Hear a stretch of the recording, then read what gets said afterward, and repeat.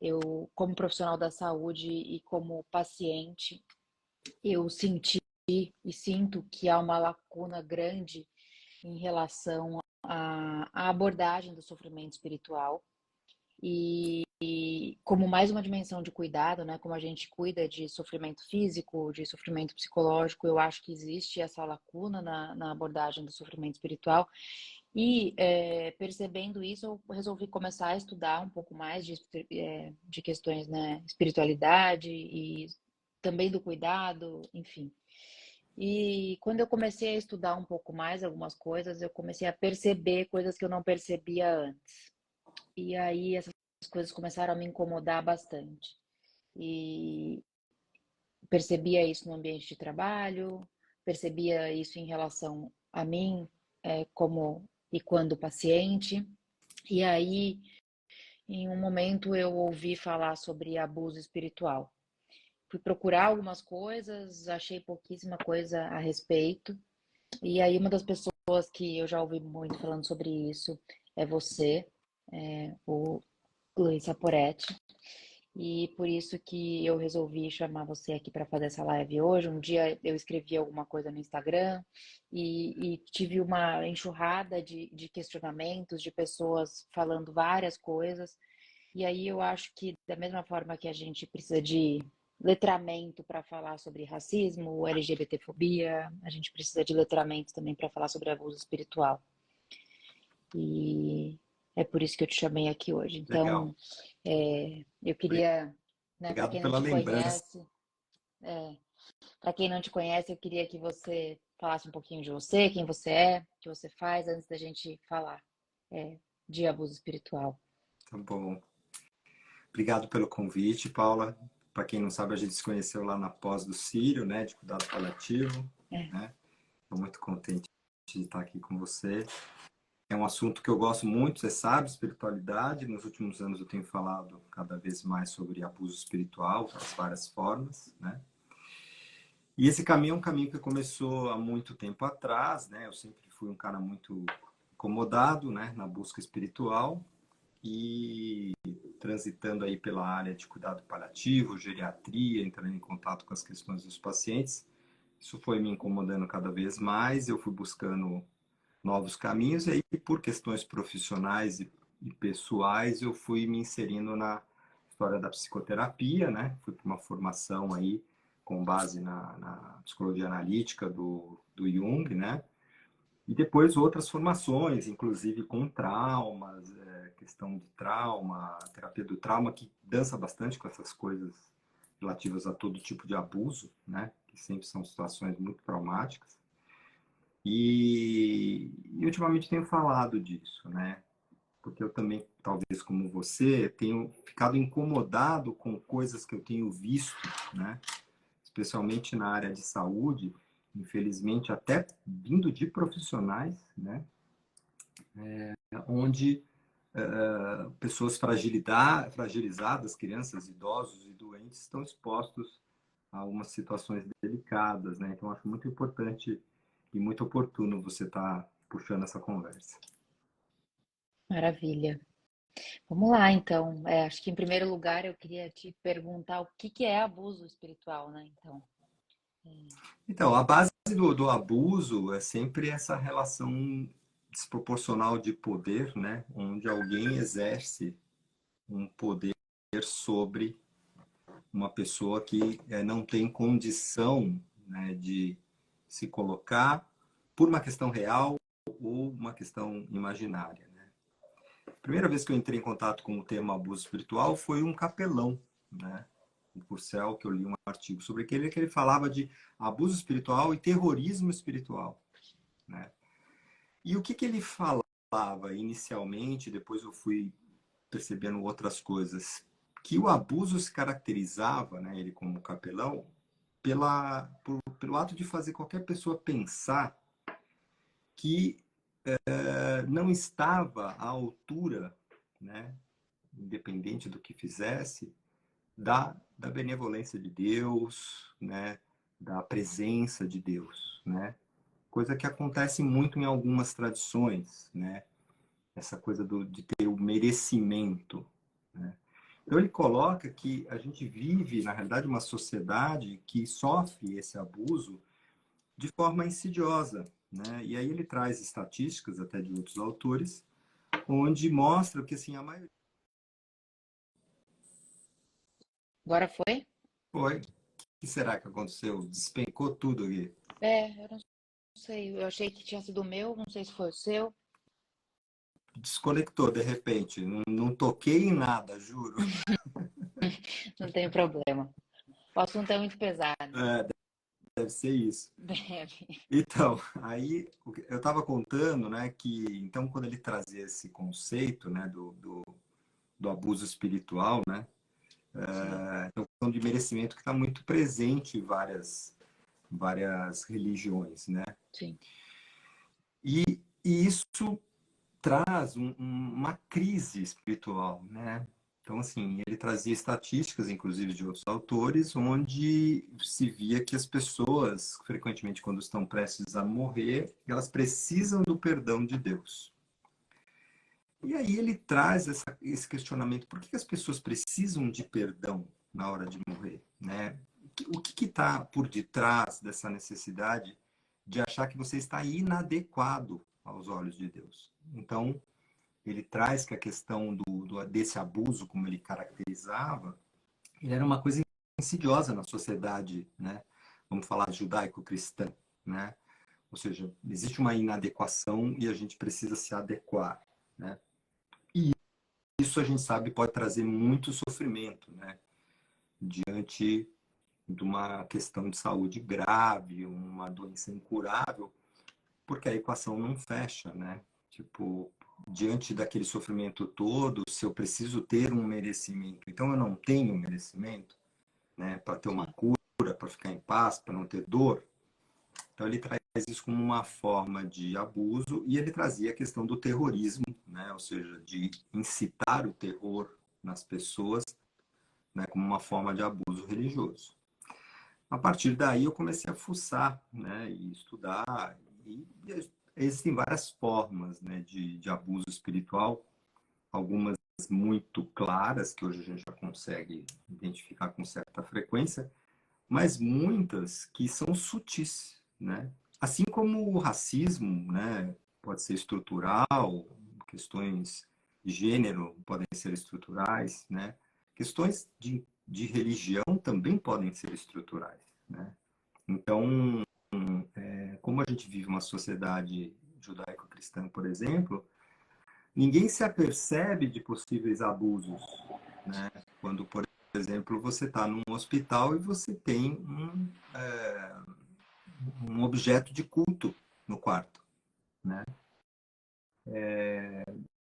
Eu não pertenço àquela religião. Por que que num hospital eu preciso ter esse objeto de culto, né? sim, As pessoas oferecem ajuda voluntária para rezas e tal, muitas vezes sem perguntar para o paciente se faz sentido para ele. É uma simples pergunta, né? Tipo, sim, eu gostaria de orar, rezar com o senhor, ok para o senhor, como é isso, né? Que é uma questão de respeito, né? sim, Então, dentro dessas formas de intolerância, nós temos várias coisas, né? A intolerância religiosa, que eu acho que é a que mais se debate hoje, né? A questão dos abusos religiosos, que quando algum sacerdote faz algum abuso, né? Em mérito próprio, né? Usando, manipulando as pessoas, as questões de proselitismo, né? E por fim, uma questão que é muito sutil, que eu gosto muito de falar, que é a do atalho espiritual, né? Que eu acho essa é a mais assim a cereja do bolo, porque ela envolve uma série de questões espirituais que às vezes não são perceptíveis para as pessoas, né? E aí a gente pode ir falando disso aí do jeito que você achar mais pertinente. não, acho ótimo. Podemos começar a falar do que você achar melhor, dar alguns exemplos, que eu acho que fica mais claro quando a gente fala, né? Alguns exemplos. Depois eu também, se der, leio um pouco das mensagens que as pessoas me mandaram, contando coisas que passaram, né? Acho Acho legal também. Mas você falou isso de oração, né? E a coisa que mais começou a me incomodar foi que eu, eu sou intensivista, né? E na UTI eu comecei a perceber, e é óbvio que eu sei que a pessoa não faz por mal, a pessoa não percebe que ela está fazendo, né? Mas em alguns momentos, durante a pandemia, os pacientes muito sedados, às vezes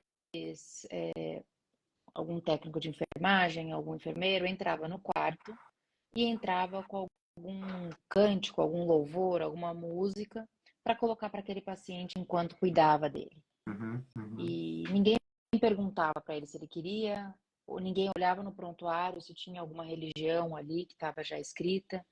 E aí isso começou a me incomodar e eu comecei a falar, mas tem alguma coisa que não está certa nisso, Uhum, né? Até porque eu conheço pessoas que iam detestar se isso acontecesse, né? Algumas uhum. outras que não, que não, para mim tudo bem, para mim Tudo tá bem. ótimo, né? Isso. E então pode ir falando Aí, dos tipos de abuso. eu pegando essa imagem que você trouxe, que ela é muito frequente, não só nos hospitais, mas eu tenho pacientes idosos que estão fragilizados, estão em casa e o cuidador coloca lá o louvor, coloca no canal Sim, e acha que, na realidade, isso é bom, né? Na realidade, o abuso se caracteriza quando você não pergunta, né?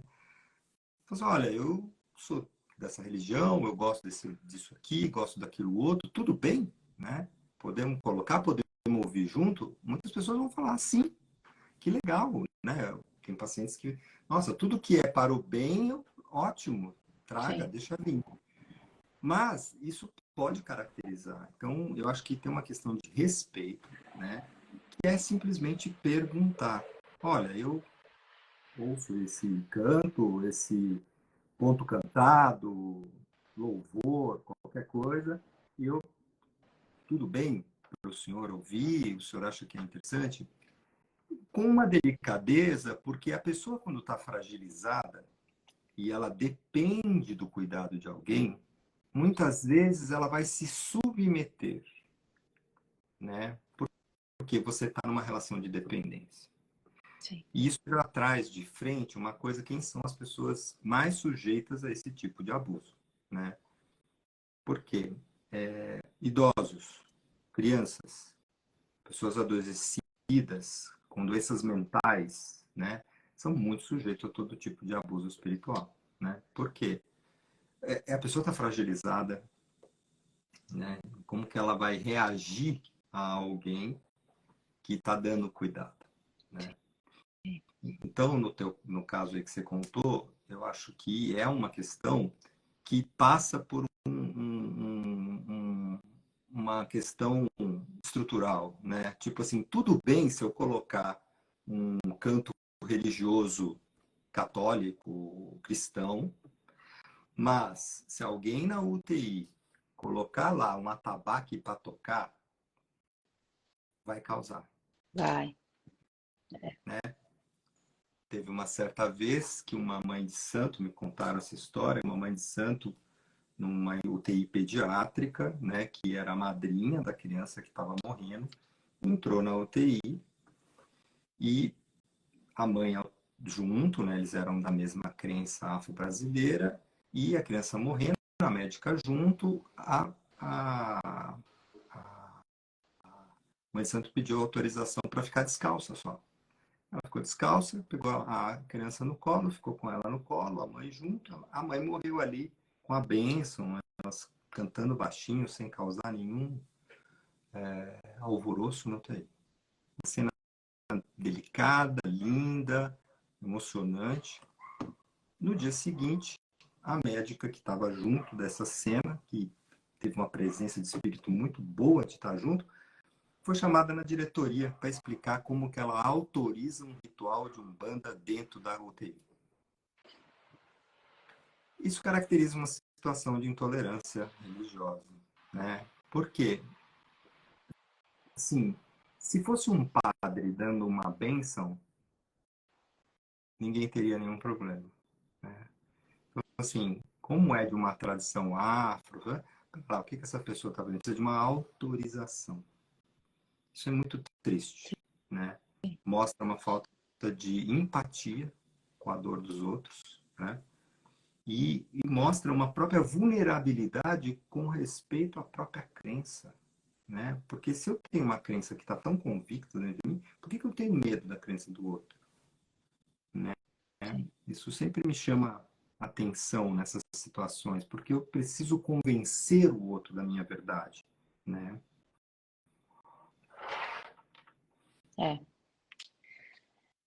É, é bem isso mesmo. Eu acho que quando, né, quando acontece, alguém escreveu aqui, mandou, né? Ah, por que que, como que é? Meu filho é cardíaco e sempre interna. Toda vez oferecem um padre para rezar. Mas por que só tem padre? Então, acho que é muito isso, né, que você falou, é uma coisa cultural É uma e coisa cultural, né? Até porque na nossa tradição, né? E os nossos hospitais, frequentemente, eles saem de esforços religiosos, né? As santas casas, por sim, exemplo, né? Essa mistura é muito forte. Então, assim, é muito comum, né? Você ter nos hospitais um sacerdote que é o padre, né? E que muitas vezes é uma pessoa de muito discernimento, eu conheço vários, né? E que poderia apoiar espiritualmente qualquer um. Mas não do ponto de vista religioso, porque sendo de uma tradição, eu não consigo apoiar outra religião na forma que aquela religião precisa. Então, como, vamos dizer, assistente espiritual, o que eu posso identificar é que se você precisa, né, de um pastor, e eu não sou, eu vou buscar o pastor. sim, Isso é respeito. Ah, eu não sou, sou católico, você é candomblé. Tá bom, candomblé, pai de santo, traz o pai de santo. Isso é dar apoio à cura através da espiritualidade, né? Eu gosto muito desse termo, né? Apoio à cura, né? A cura no sentido amplo, né? Onde a pessoa vai se sentir realmente apoiada dentro dos valores espirituais e religiosos que ela tem. E eu sempre gosto de diferenciar um pouco espiritual e religioso, né? Porque na realidade não é exatamente a mesma coisa. Então, ó, sim. complementando, a Sandra fala, todos os hospitais têm uma capela, né? Alguns hospitais estão substituindo esse lugar da capela, né, pela sala de silêncio, pela sala ecumênica, né? Sim. Começam a ter alguns movimentos onde você tem um espaço que ele não traz nenhuma caracterização religiosa, é um espaço de introspecção, onde você vai fazer contato com aquilo que é importante. Eu acho que isso é respeito, né? Eu sinto isso como uma forma muito respeitosa, né? De entrar em contato com cada um, entrar em contato com aquilo que faz sentido para si mesmo, né? Acho que isso é muito importante. Acho que algumas das pessoas que escreveram, o dia que eu coloquei uma caixinha, né, perguntando se já tinham sofrido abuso, tudo, muitas delas escreveram mais ou menos na mesma linha, dizendo que eram a favor de qualquer oração, de colocar nome em lista de oração, de reza, de terço, mas o que não suportava era quando tentam, ou quando falam que a pessoa tem pouca fé, ou quando tentam Uhum, converter a pessoa para salvação, né? uhum. E aí eu acho que a gente entra numa outra categoria aí, né? Isso, né? Que são aquelas questões de proselitismo, de tentar convencer a pessoa que aquele caminho é o verdadeiro, é o que salva, você vai ter a cura e tal. Existe uma intenção, né, de fazer o bem, mas que não respeita o outro como ser humano, né, e que o outro ser humano pode ter simplesmente uma opinião diferente da dele. E aí é importante a gente caracterizar, né, que, como seres humanos, nós temos as mesmas questões, né? Todos nós sofremos, passamos por dor, por morte, por perdas, né? E cada religião traz um jeito de olhar para o mundo, né? E todo jeito de olhar para o mundo foi uma questão que foi desenvolvida com o intelecto, e não com o sentimento. Então a gente só consegue comungar com o outro quando a gente está na relação com o sentimento.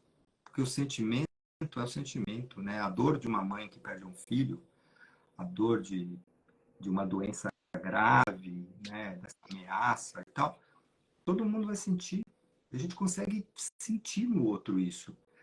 O que eu acredito a partir disso, cada um vai ser completamente diferente. Então, o que eu tenho buscado é um esforço para que a gente se encontre nos sentimentos e não nas crenças, né? Porque as crenças divergem. E a gente tem 300, mais de 300 religiões do mundo e seitas e entendimentos de visões do mundo. Não dá para ter um acordo. E, na realidade, isso até é bonito, você saber que tem entendimentos diferentes. E eu gosto Sim. muito de conhecer esse entendimento, né? Mas quando alguém vem tentando me dizer que aquilo que é a verdade, isso me incomoda, né? Porque não respeita meu lugar como pessoa, né? Sim. Uma pessoa que escreveu Acabei de me lembrar de uma situação, eu tinha 18 anos, estava muito mal por conta do término de um relacionamento, minha vizinha veio orar comigo e tentou me convencer a ir à igreja dela. Então, esse movimento, quando a gente tem alguma coisa que a gente viveu, né, que a gente gostou e que talvez até tenha nos ajudado num momento difícil, a gente quer compartilhar com a outra pessoa, né? Não é um problema você querer oferecer para o outro algo que foi bom para você, né? Eu acho que isso mostra que existe um contato com o sentimento. O problema é convencer, né? Tipo, e dizer, por exemplo, que, tá vendo, isso aconteceu porque você, isso, aquilo, outro. Aí a gente está entrando no abuso, né? E a gente tem formas de abuso que estão estabelecidas dentro da gente, que são culturais e que são muito fáceis de pegar a gente, né? Tipo essa crença do bem e do mal, de que eu preciso ser bom para ter coisas boas. Então, se algo da minha vida está ferrada, é porque eu fiz algo errado, né? Essa coisa do merecimento, né? Eu É não um mereço estar bem. isso. Então, e isso não está só na religião, isso está até numa cultura hoje que tem uma característica meio positivista, né? Sim. Que você não pode fazer contato com a dor, você não pode fazer contato com aquilo que está te doendo, porque você precisa ser positivo. Que não deixa de ser a mesma coisa numa dimensão não religiosa, né? Sim. Então, Essa coisa de autoajuda, né? isso. Isso foi uma das coisas que também me incomodou muito, porque eu sempre achava que a espiritualidade, como a espiritualidade lida mais com a conexão, com o sentido, que ela podia ser mais imune a esse tipo de percepção, mas não, porque nós somos seres culturais, né? A gente não vem com bagagem pronta e dane-se a cultura. Não, eu cresci num lar católico, né? Então, assim, eu não tenho como não ter dentro do meu funcionamento mental questões que foram ensinadas quando eu era muito pequenininho, sobre o que é o bem, o que é o mal, se você deve se comportar, não deve se comportar, e o castigo e tal, né?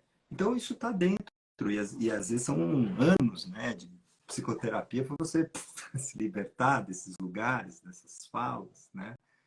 Do tipo, sim, coisas ruins acontecem com pessoas boas, Sim. né? E a crença é que está errada, de que se você tiver o merecimento, você vai ter coisas boas. Não, você pode ter merecimento e a tua vida pode ser ruim. E vice-versa, né? Alguém falou aqui de positividade tóxica, né? A gente está uma situação, né? Até porque nós temos a cultura do like, né? E eu não posso dizer nada que seja relativo aos aspectos mais sombrios do ser humano, né? Tudo isso é visto de uma forma muito ruim. E, na realidade, isso atrapalha a jornada espiritual. Porque, segundo vários mestres, autores e tal, a jornada espiritual se trata de completude. E não de pegar uma parte de você e jogar no lixo. E aí, como que eu lido, então, com o instinto, né? Seja ele violência, agressividade, desejo sexual, como eu lido com isso? Né? Como eu lido com as emoções? Né? Porque a gente tem uma cultura que você não pode chorar, você não pode ter raiva, né? Você não pode ter medo, né? Você precisa ser corajoso e tal. E eu costumo dizer que, assim, não só eu, mas outros autores, que as emoções, elas são só sinalizadores, elas não têm mal nem bom envolvido. Mal e bom é o que você faz com essas emoções. Se eu sinto raiva e te agrido, não é a raiva que eu sinto que é o problema, é eu não conseguir lidar com ela e te agredir. A agressão Sim. é o problema. É completamente impossível eu não ter raiva. Eu sou um ser humano. E aí, se a gente juntar com exemplos bíblicos, inclusive, né, dentro da nossa cultura, até o Cristo se enraiveceu dentro do templo com os vendilhões. Ué, né? Então, poxa, como é lidar com isso? Como é lidar com a insegurança se o próprio Cristo, pegando exemplos, né, muito comuns do cristianismo, se o próprio Cristo na cruz, né, se coloca em dúvida se o Pai tinha abandonado ele. Se eu, né, tomo como exemplo Jesus, vamos supor, poxa, esse é o maior exemplo de humanidade. E eu deveria me espelhar nisso. Né? Numa crença que me diz sim, eu posso ter raiva, eu posso ter medo, eu posso me sentir triste. Né? Acho que acho que é essa coisa, né, que você falou de completude mesmo, né? Aquela coisa você fez assim, né? Do yin yang, dos E opostos, e isso. faz parte de tudo isso, né? Não dá para você excluir. Se você abafa, ela não deixa de existir. Ela tá ali, né? E vai espirrar em algum lugar, vai dar errado de alguma forma. E a E, gente vê aí muita coisa dando errado. é, eu comecei a me perguntar um pouco disso porque eu via coisas assim, né? Até eu mesmo vivenciei coisas assim, né? Você vai lá, faz um retiro, né? Fica assim, lá nas esferas, completamente transcendente e tal. Aí você volta, né? Você tá. Primeiro neguinho que te cruzou o sinal, né? Você já perde completamente o controle, né? E fala assim: pera lá, eu acabei de sair de um estado que eu tava assim. Então, isso me chamou a atenção, né? Essa cultura que distancia a gente da nossa biologia, da nossa materialidade, né? Nós somos em primeiro lugar, ser humano, biológico, que tem semelhanças assustadoras com os macacos e os símios. É só assistir aí alguns documentários aí que estão à vontade na televisão. E de repente eu não consigo chegar naquele lugar, né? Na minha vida real. Eu consigo lá quando eu estou protegido, né, no retiro, ali eu consigo, né? Eu Sim. volto para a vida cria uma pulsão, né, que exige de mim uma realidade. E aí como eu lido com isso, né? E muitas religiões e muitas culturas espiritualistas, e eu acho que até a nossa cultura atual é muito exclusiva, né? Ela tira todas essas questões como se a gente pudesse se evoluir de uma forma não instintiva e não emocional. Eu acho isso muito difícil. É. Quando você fala de incitação ao bypass, né? Eu acho que é isso, né? A gente tem que. É só minimizar, né? A gente vê muita gente minimizando o sofrimento do outro, né? Então, não, foca no lá. Não, peraí, agora eu tô sofrendo, agora tá Isso, doendo, né?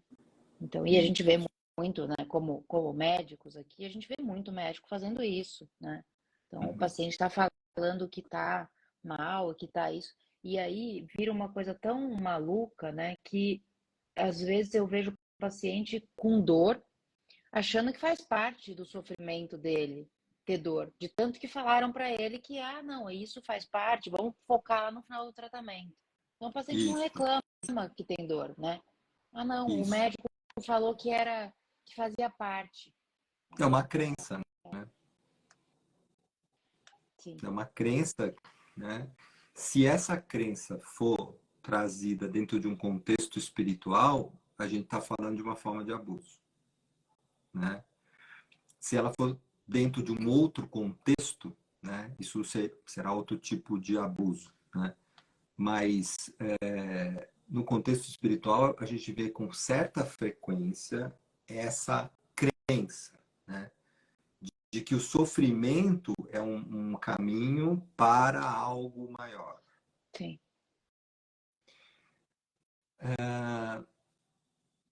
Me parece que assim, o sofrimento ele sempre pega a gente naqueles pontos difíceis, né? Eu posso evoluir sem sofrimento? Eu acho que pode, né? Até porque quando eu falo de sofrimento, o meu sofrimento, porque eu estou vendo o sofrimento das pessoas o tempo inteiro, né? Eu estou vendo o sofrimento do mundo, eu estou vendo o sofrimento das plantas, né, da Amazônia, né, tudo que está acontecendo, eu estou vendo esse sofrimento. Então eu posso aprender com o sofrimento sem necessariamente passar por ele, sim, porque a gente tem essa ferramenta biológica nossa que é a empatia, né? Que é conseguir aprender com o outro e ressonar com o outro, mesmo não tendo vivido. E naquele momento acontece uma coisa que dá a sensação que você está vivendo também. Embora o outro está vivendo, o outro está vivendo. Mas eu me coloco junto. Agora, esta crença que para atingir algo é necessário passar por sofrimentos atrozes, isso é uma crença. E se for por uma questão espiritual, aí a gente pode cair numa armadilha bem complicada, né? Onde a gente não busca atendimento médico, onde a gente não busca tirar a dor, né? E isso eu vejo muito, inclusive, na doença mental, por exemplo, né? Então, a resistência que as pessoas têm, por exemplo, a usar um remédio, às vezes, para aliviar uma dor psíquica, né? E que é necessário aliviar para que a gente possa caminhar, né? sim, Assim como a dor física, às vezes precisa ser retirada para que a gente possa caminhar, né? E tanto a dor da alma quanto a dor física, ela corrompe a pessoa, a ponto dela não ter vontade de viver. sim. E aí, quando a pessoa não tem vontade de viver, alguém vem com alguma crença e diz assim: não, mas você não pode pensar assim. E em todas essas situações, uma coisa que vai acontecendo é que a pessoa vai ficando sozinha, né? Porque eu não posso falar com ninguém o que eu estou sentindo. Não posso falar da minha dor, porque, né? Eu não posso falar, inclusive, que a vida já não faz mais sentido, porque isso também não pode. Então, vai se distanciando, né? A pessoa vai ficando sozinha, sozinha, sozinha, sozinha. E se tem uma coisa que nós, seres humanos, macacos, símios, não toleramos, é solidão. É Sim. impressionante como a nossa troca faz diferença. E é por isso que eu insisto muito da gente ficar no lugar do sentimento, da emoção, porque isso nos conecta. O que a gente pensa não nos conecta, nos separa, de forma geral, né? Porque um acredita numa coisa, o outro acredita numa coisa e a gente não pode conversar. Hoje está meio assim, né? Sim. Né? Não podemos conversar. Se a gente conseguir achar um elo em comum, né? Geralmente é o sentimento, É mas o fica mais sentimento. fácil, né? É. A motivação, né? Para aquilo. O propósito, né? Que não seja uma crença, né? Desde que o propósito não seja uma crença. Né? Sim. Teve uma outra pessoa que falou: doutora Paula, que legal essa abordagem. O meu pai, quando descobriu câncer, eu cheguei a escutar que ele estava com câncer pelo fato da minha mãe ser espírita. Que É. mais? Que o pai, a pessoa escreveu que o pai, quando estava com câncer, ela ouviu que o pai estava doente porque a mãe dela era espírita. É. Então, como se fosse um castigo por uma religião, né? Por ter E escolhido uma religião. isso. Então, uma situação onde tem uma intolerância, né? Tipo assim, essa pessoa está passando por isso porque ela é espírita, porque ela é muçulmana, porque ela é. Por isso ela está passando por isso. E ela não está passando por isso pelo simples fato que nós somos humanos e nós passamos por isso. Né? E é claro, tem as questões de história de cada um, né? As biografias e tal. Alguém colocou aqui, o que não nos mata, o que não mata fortalece, né? É uma crença, né? É uma frase motivadora, né? Dentro de alguns contextos pode até fazer sentido, mas se a gente expandir isso, será que é sempre assim mesmo, né? Ou será que aquilo que não nos mata nos mutila, né? Nos corrompe a alma, né? Esvazia o meu espírito. Então, assim, será que tudo nos fortalece mesmo? Né? Tipo, aí eu não deixo, eu não consigo deixar de ser médico, né? E pensar essas coisas de um ponto de vista muito assim, né? Você tem aquela zona de conforto, a zona de treinamento e a zona de lesão. Eu acredito que o espírito e a psique são iguais. Tem uma área onde você se fortalece e tem uma área onde você não se fortalece, você se lesiona e às vezes essa lesão você vai levar para o resto da vida e não vai ter volta, né? E às vezes a psique é estirada de tal forma, né, em algumas situações de trauma, por exemplo, né, que estirou de um jeito que não volta mais, não tem como. E não é uma questão de ser forte, de ser fraco, isso é tremenda bobagem. Tipo, cada um de nós tem alguns pontos que são críticos, que se você pegar naquele ponto, desaba. E o... Você acha que. Desculpa, pode falar. Não, Fala, pode fala. falar. Não, eu ia perguntar, né? Falando de traumas, você acha que quando a gente passa por uma situação de um abuso espiritual, mas a gente não se dá conta, porque acontece muito,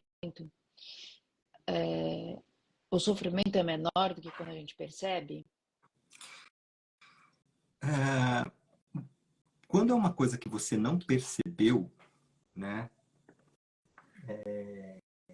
Isso acontece muito, por exemplo, com as crianças, né? Porque as crianças frequentemente só passam por certos abusos, né? E como elas estão em formação, aquilo entra no sistema como se aquilo fizesse parte do desenvolvimento. Sim.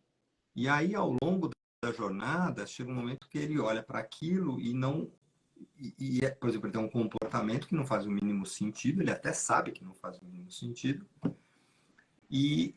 mas aquilo precisa ser mudado, né? Então, pode ser que lá atrás não trouxe sofrimento, porque foi a estratégia necessária para chegar até aqui, mas hoje traz. E aí, precisa ser trabalhado. Então, quando a gente fala de abusos em situações de fragilidade, é mais difícil ainda, porque na ideia do abuso tem o não consentimento. Mas que consentimento uma criança pode dar quando o abuso vem de um pai ou de uma mãe? Que consentimento uma pessoa adoecida numa cama que não consegue se mexer pode dar quando se trata do cuidador? E o nosso sistema biológico, psíquico, ele prioriza a sobrevivência. E se eu preciso de você naquele momento para sobreviver, eu vou desconectar alguma coisa em mim e vou aceitar o que você está dizendo. Sim. Porque é uma prioridade. Então, tem uma questão interessante que é a relação vínculo-autenticidade, né? Durante uma fase da vida, a gente prioriza o vínculo, depois a gente começa a ter a autenticidade, porque a autenticidade é o que eu acredito, o que eu sinto. E nem sempre a sociedade, as pessoas, a família aceita bem, né? Quando eu começo a dizer o que eu realmente estou sentindo, o que eu estou percebendo, né? Sim. É muito difícil. E em relação a, acho que toda essa questão de abuso está relacionada muito à culpa também, né? Porque as pessoas se culpam muito, né? E vem uma pessoa e fala, você tá doente por isso, olha, ou então, olha, a sua cura depende de você. Se você fizer isso, isso, isso, né? Se você for em tal igreja, se você voltar em tal lugar, se você rezar não sei quanto, se você for.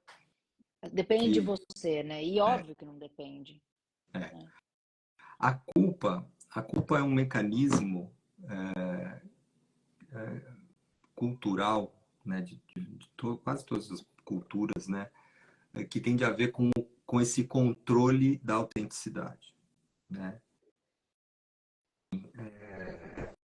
A gente fica adequado ao funcionamento de uma sociedade em função de mecanismos de culpa, de vergonha, né?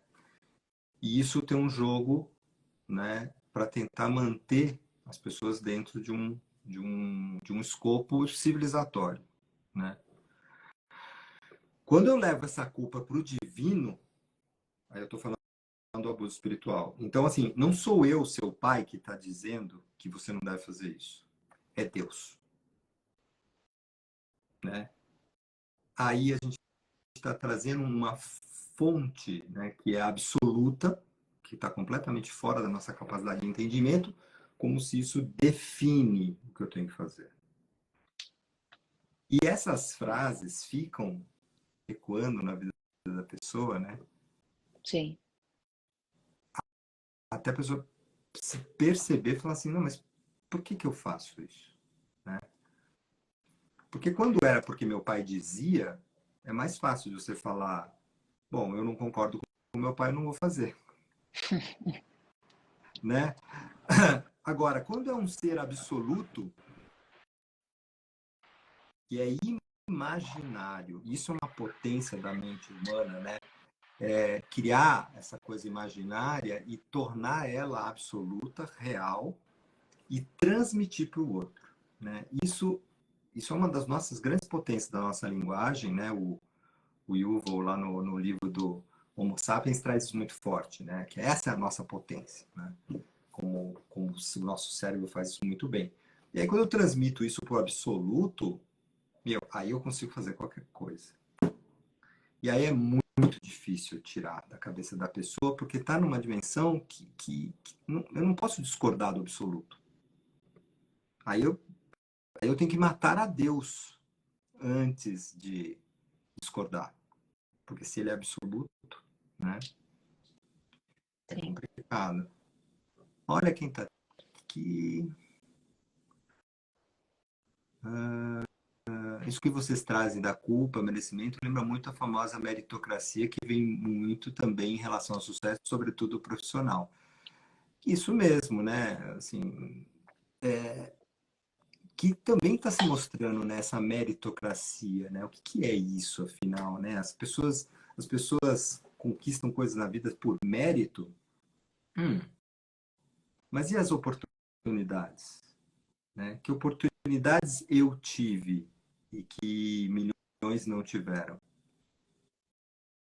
Eu tenho um mérito, claro, eu estudei, fiz um monte de coisa, mas, pera lá, que posicionamento eu tinha na sociedade? Depois vem um mérito, é verdade, mas que posicionamento é esse? Né? E se a gente joga essa meritocracia no nível espiritual, putz, aí o negócio vira uma coisa complicada, né?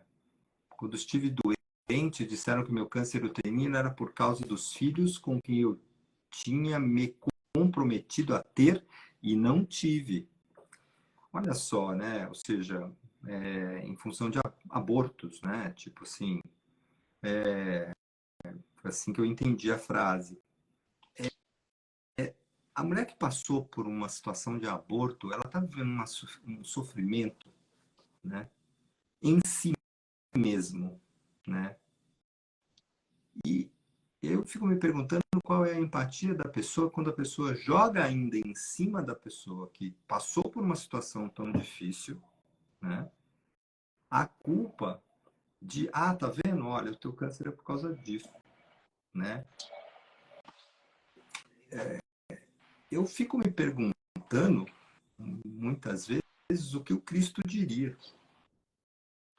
o que Buda diria disso, o que Chico Xavier diria disso, o que Gandhi diria disso.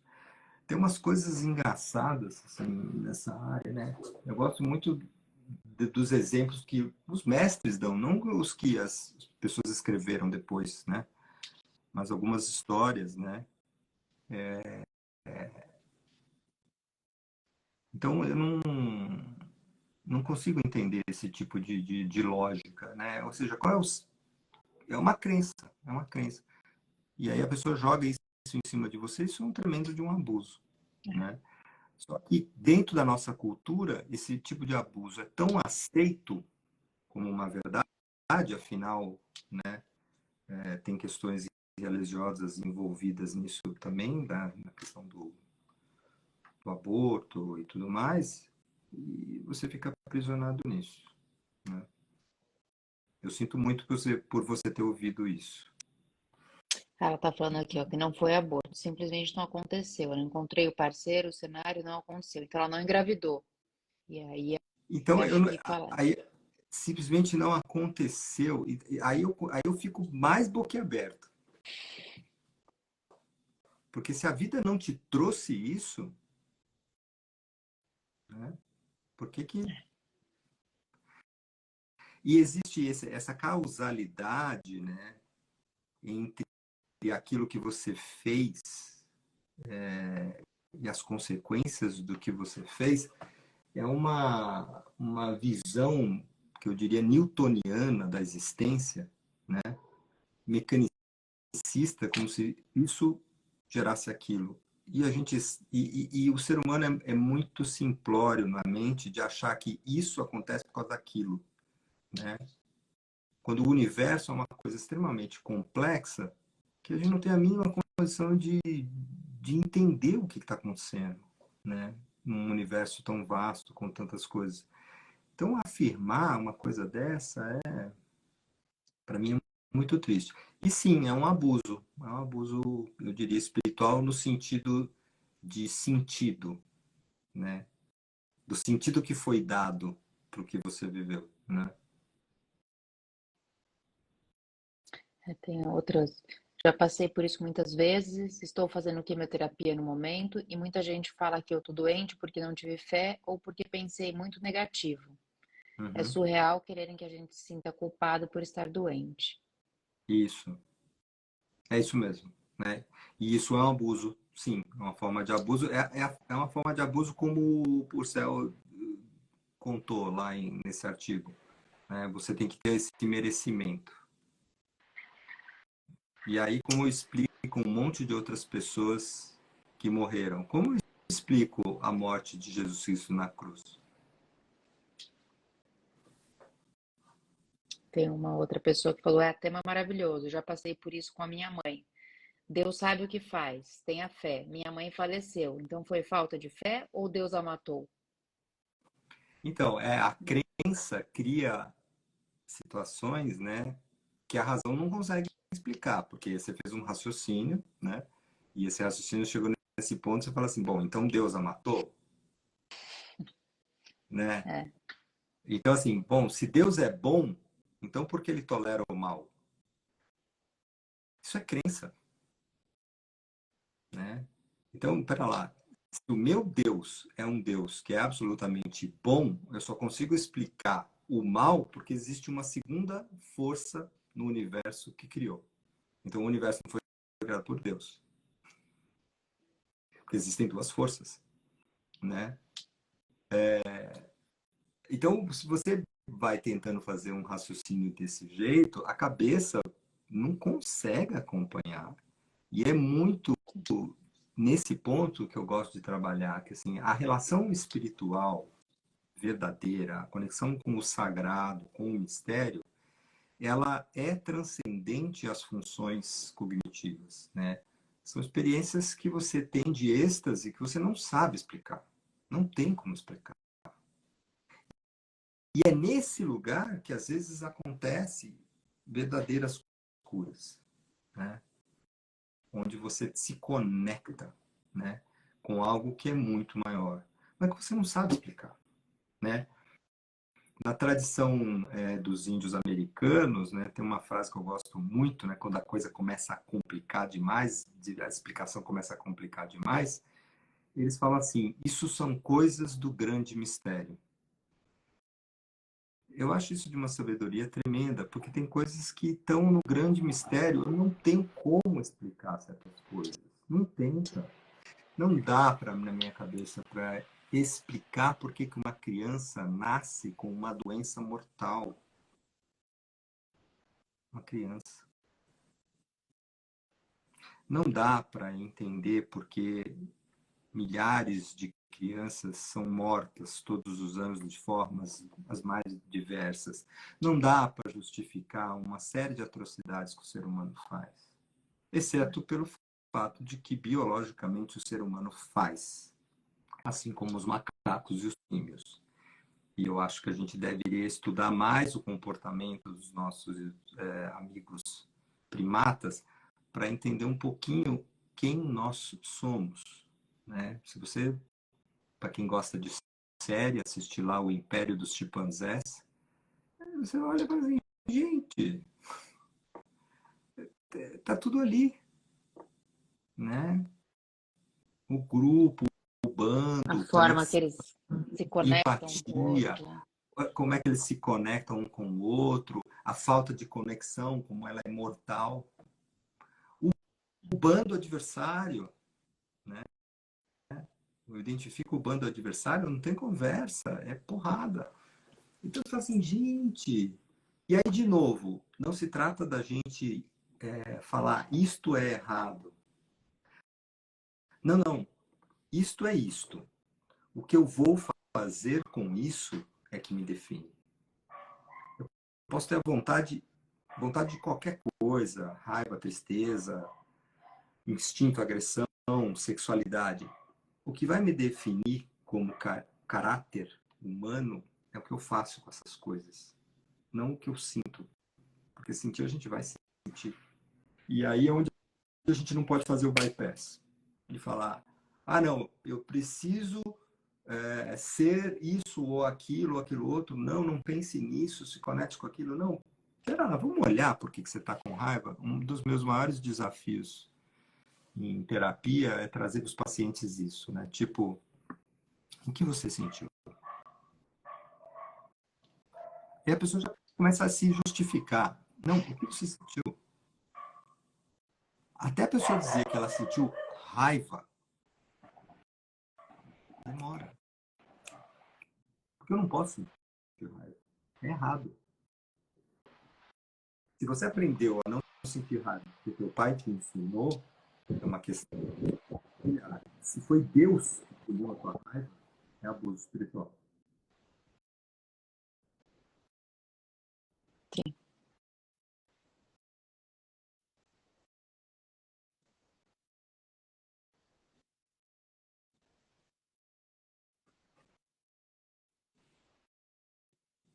Aqui, né, ó, aceitação para as respostas que não temos.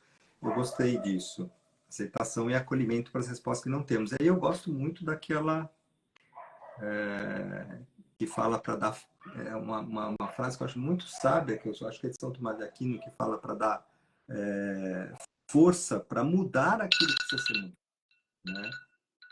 Paciência para suportar aquilo que não pode ser e sabedoria para diferenciá-las.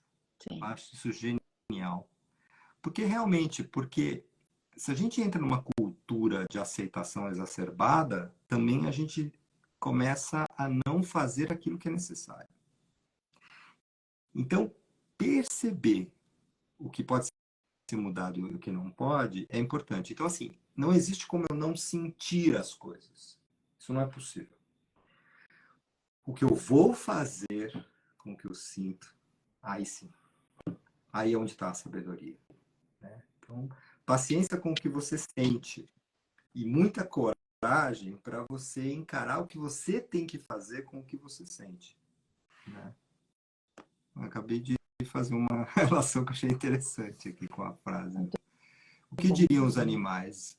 É um livro muito bom para entender o nosso comportamento a partir do comportamento do animal. Isso, eu acho que é uma das coisas mais importantes que a gente tem, é fazer esse contato com a nossa natureza biológica. Porque sem a natureza biológica, e hoje com os estudos de neurociência e tal, isso está ficando cada vez mais claro, né? O quanto que o nosso comportamento está moldado por padrões biológicos que a gente não tem consciência. Né? Isso é muito importante. Sim. É isso. E aí, já está Não sei dando se nosso tempo? deu aqui, deu 1 hora. Não sei se tem mais tempo. Ixi, saiu. Acho que ele caiu de novo. Não sei se alguém tem mais alguma pergunta. Quer falar mais alguma coisa? Sabedoria para discernir uma da outra. E coragem para mudar as coisas. E obrigam a ter gratidão por tudo, até pela doença. Como assim?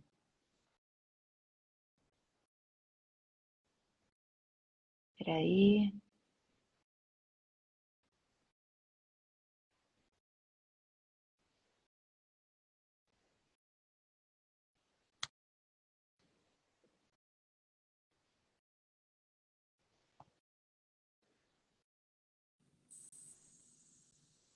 Caiu de novo. Agora fui eu que apertei um botão aqui para tentar ver o que estavam escrevendo. Caiu tudo.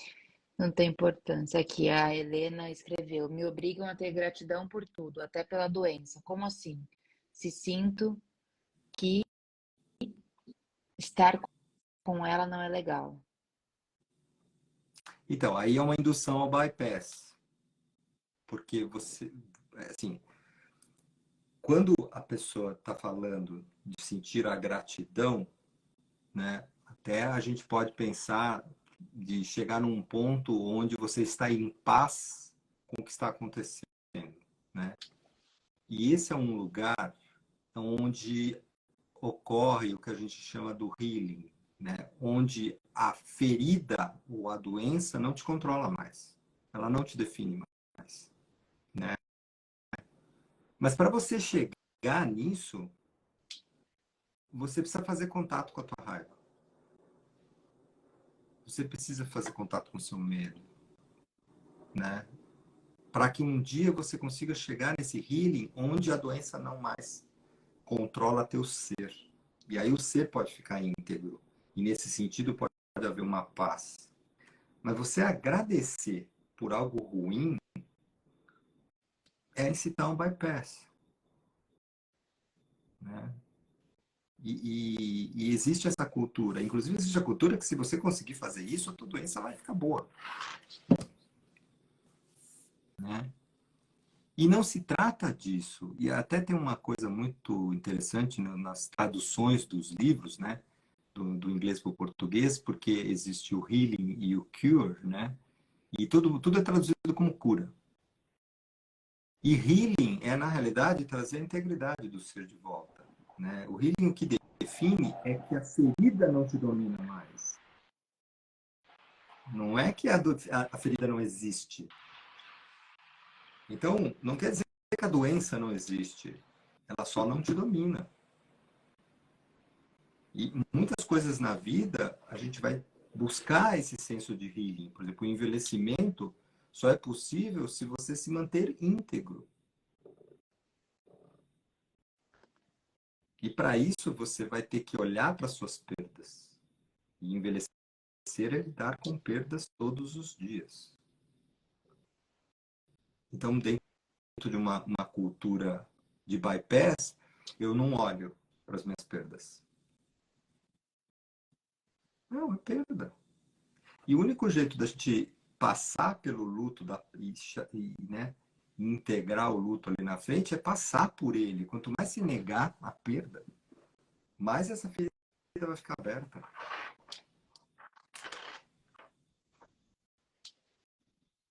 É. E o assunto não termina, né? O assunto não termina. Legal. Deixa eu olhar aqui se tem mais alguma coisa. Acho que a gente falou então de bypass, a gente falou de proselitismo, Egoísmo, intolerância. intolerância. A gente falou pouco, mas acho que ficou implícito a questão do abuso religioso, né? Quando o religioso ele usa do poder espiritual para incitar coisas, né, com seus fiéis para bem próprio ou para bem da instituição, né? Sim. Que também é uma prática muito comum, né?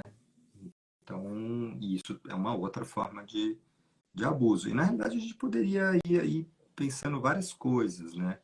Porque muitas formas desses abusos, eles são sutis. Sutis e, como eu comentei ali, a coisa dos objetos, né? Os cantos, né?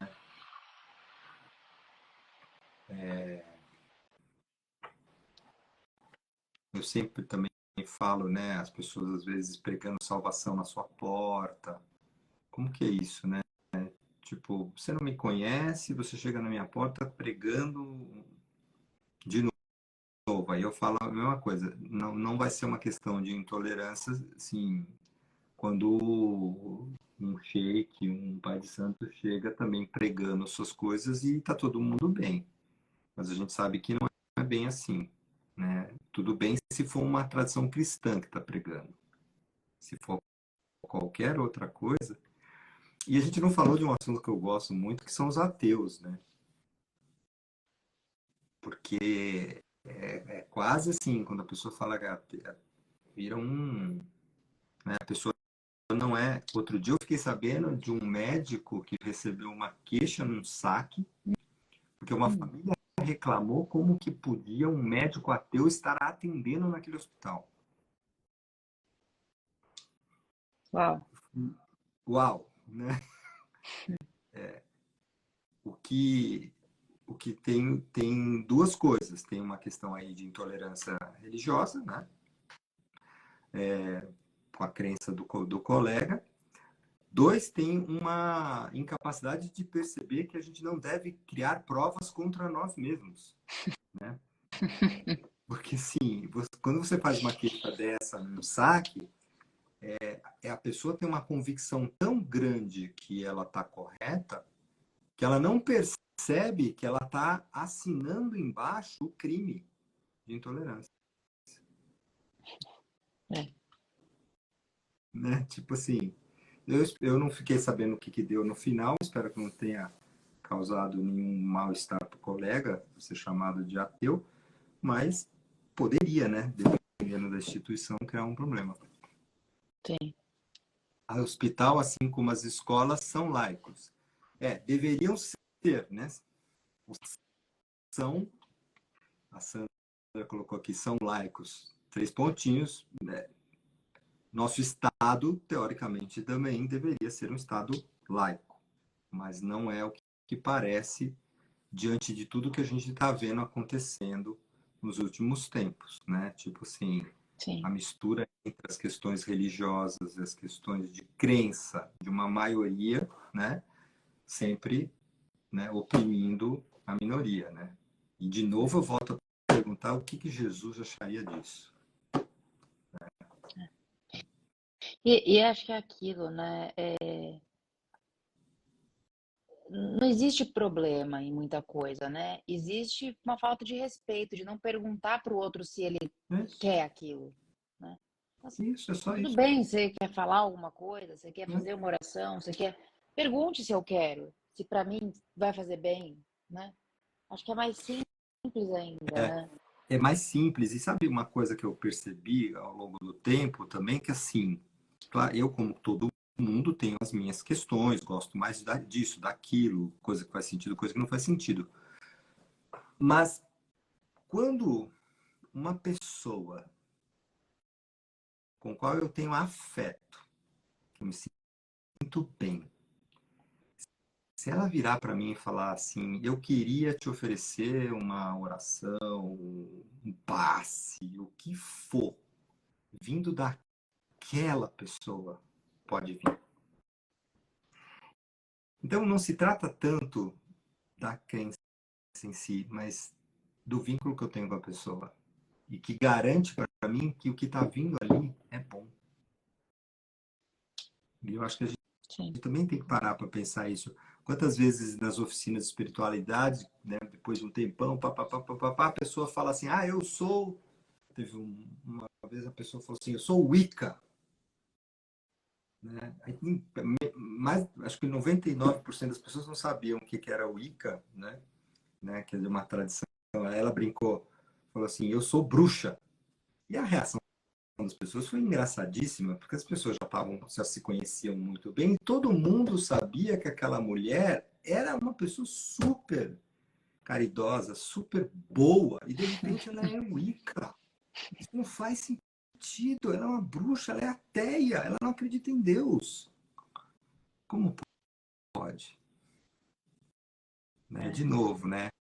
É sobre essa humanidade, né? Quando eu não consigo identificar o outro como ser humano, eu posso chamar ele do que eu quiser e como diz um amigo meu, o demônio é sempre o outro, né? sim. Sempre tá para lá, né? Sempre tá lá do outro lado, né? É isso. É isso. Quer falar mais alguma coisa? Acho que tá bom, né?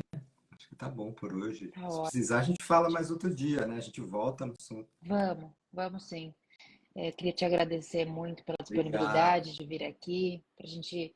Acho que é isso, a gente precisa falar sobre isso, né? A gente Isso. precisa falar, precisa trocar e as pessoas precisam perceber que isso acontece e eu acho que assim a gente consegue melhorar alguma coisa.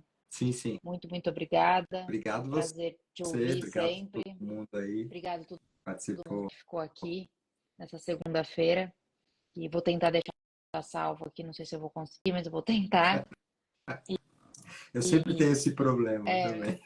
eu não sei muito como funciona aqui, mas eu vou tentar. Tá E bom? a gente vai se falando. Beijo, Obrigada, gente. uma boa noite. Obrigado. Beijão. Tchau. Tchau, tchau.